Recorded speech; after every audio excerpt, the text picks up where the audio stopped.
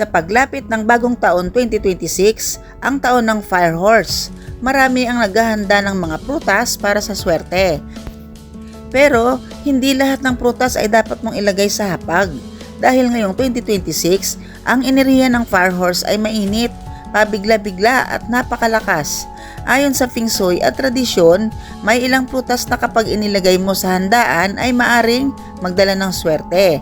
Pero mayroon ding mga prutas na pwedeng magbukas ng malas, away, pagkakagulo, pagkaubos ng pera o pagpasok ng negatibong enerhiya sa buong taon.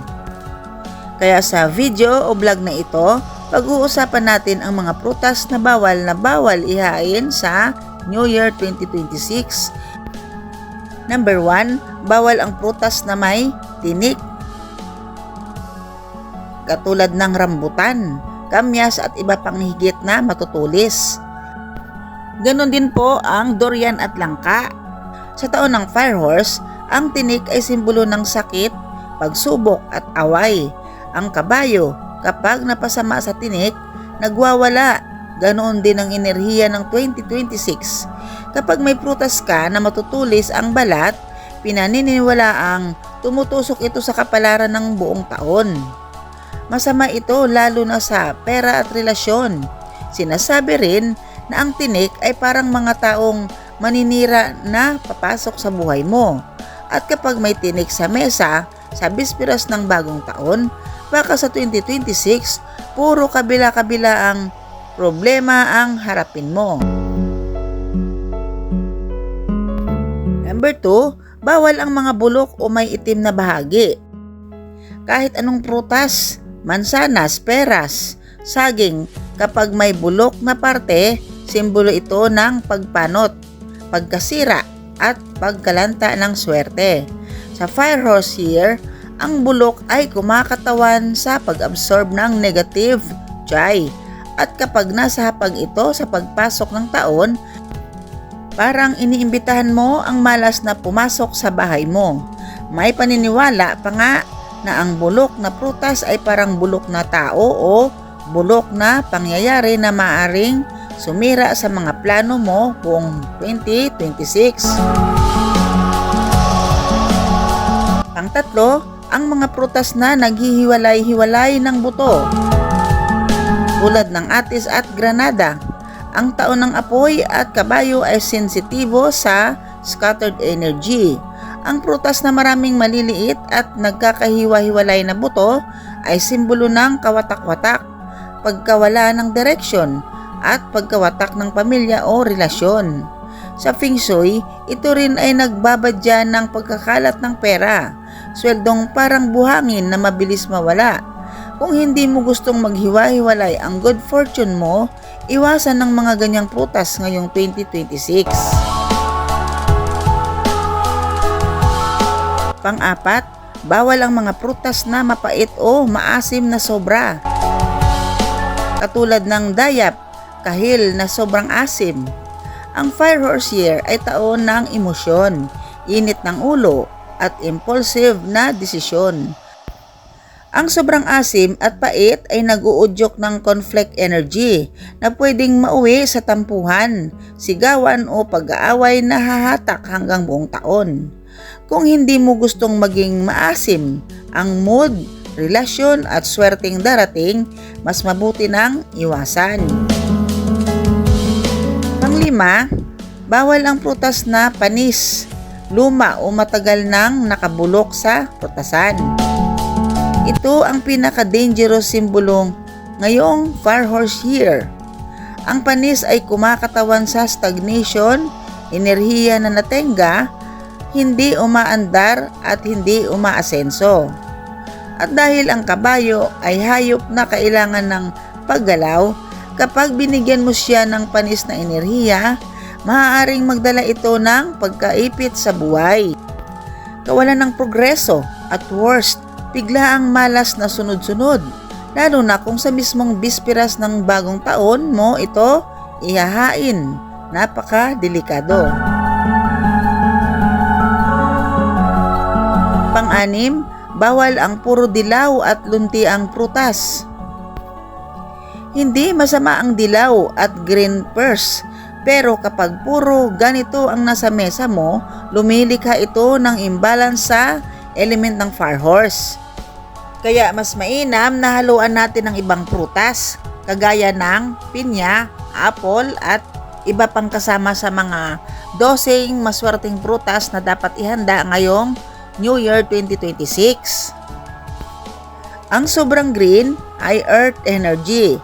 Pwede nitong patayin o i-ground ng sobra ang fire energy ng 2026. Ang sobrang dilaw naman ay nakakabigat ng aura ng pera at pwedeng humatak ng delayed luck o blockages sa opportunities. Hindi ito full on malas pero delikado kung wala kang iba pang kulay sa mesa. Pang-7, bawal ang mga prutas na di mo gusto o pinipilit mo lang ilagay. Isa ito sa mga hindi alam ng karamihan. Ang prutas na ayaw mo ay naglalabas ng rejection energy. Sa taon ng fire horse, ang rejection energy ay lumalakas at pwedeng magbalik sa iyo bilang pagtanggi sa oportunidad, trabaho o pera. Kung ipipilit mo lang, mas mabuti nang huwag mo nang ilagay. May mga nagtatanong kung bawal din ba ihanda ang black grapes at mangustin? Hindi automatically bawal ang mga maiitim na prutas tulad ng black grapes at mangustin. Pero depende sa kahulugan nila ngayong 2026 Year of the Fire Horse. May mga babala kang dapat malaman. Narito ang malinaw at diretsong paliwanag. Ang black grapes, pwede pero may warning. Positibong kahulugan. Ang ubas ay simbolo ng pagdami, kasaganahan at continuous blessings. Ang dark-colored grapes ay sumisimbolo sa deep wealth o pera na dahan-dahang lumalago. Pero ang kulay itim sa Fire Horse year ay may negative side. Sa Feng Shui, ang sobrang itim ay water element. At ang 2026 ay sobrang fire element. Kapag sobra ang tubig sa panahon ng apoy, nagiging simbolo ito ng conflict, emotional instability at minsan ay pagkasunog ng opportunities dahil hindi nagbabalance ng maayos ang dalawang elemento. Meaning, pwede ang black grapes pero wag gawing main fruit. Ilalagay lang bilang accent, hindi bilang dominant prutas sa mesa.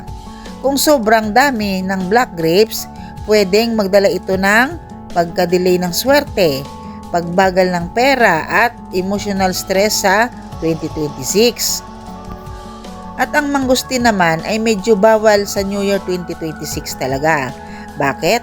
Ang mangustin ay may madilim na kulay at sa Fire Horse year, ang sobra-sobrang dark fruits ay maaaring magdala ng black energy o nakaharang na daloy ng swerte.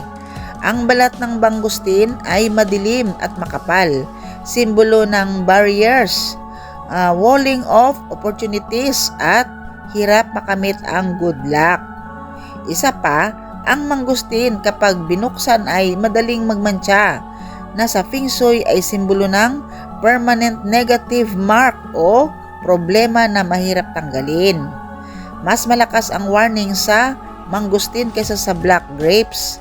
Hindi ito saktong malas, pero hindi siya inirekomendang ilagay sa New Year table dahil sa simbolo nitong close opportunity.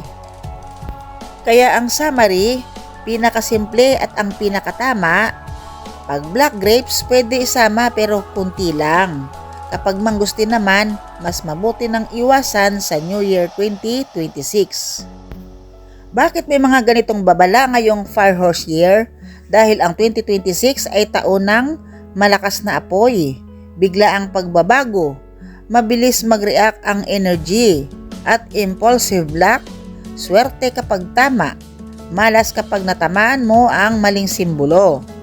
Ang sobrang dark fruits ay maaaring kumakatawan sa pag-blur ng vision ng future, pagtatago ng blessings, pagbagal ng cycle ng swerte, pagsisimula ng taon na mahina ang daloy ng liwanag at clarity.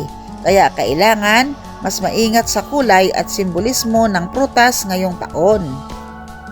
Bakit may kunting pananakot ang mga bawal na prutas na ito?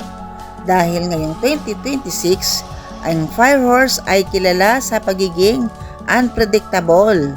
Kapag nakipaglaro ka sa maling simbolismo, may hila itong negative jay na mabilis kumapit. Swerte kung maliit lang, pero kung sinabayan pa ng personal na stress, problema o bad decisions, pwedeng maging taon ng biglaang gastos, miscommunication at pagkapagod. Hindi ito para takutin ka, kundi para iwasan mo ang mga delikadong simbolo at mas maprotektahan ang kapalaran mo. Ngayong papalapit na ang bagong taon 2026, tandaan mo, hindi lang basta dekorasyon ang prutas. Lahat ng ilalagay mo sa hapag ay may dalang energy, simbolismo at mensahe para sa bagong taon. Kung iiwasan mo ang mga prutas na binanggit natin, maiiwasan mo rin ang malas, sakit ng ulo at biglaang problema na kailangang iwasan ngayong napakalakas at pabigla-biglang taon ng Fire Horse. Piliin mo lang ang mga tama, ilagay mo lang ang mga positibo, at hayaang ang enerhiya ng bagong taon ay magdala ng kasaganaan, proteksyon at magandang kapalaran para sa iyo at sa buong pamilya. Ito ang iyong 2026 Fire Horse Guide para sa mga prutas na bawal sa bagong taon, at sana'y huwag mong baliwalain dahil minsan ang simpleng pag-iwas ang nagliligtas sa buong taon.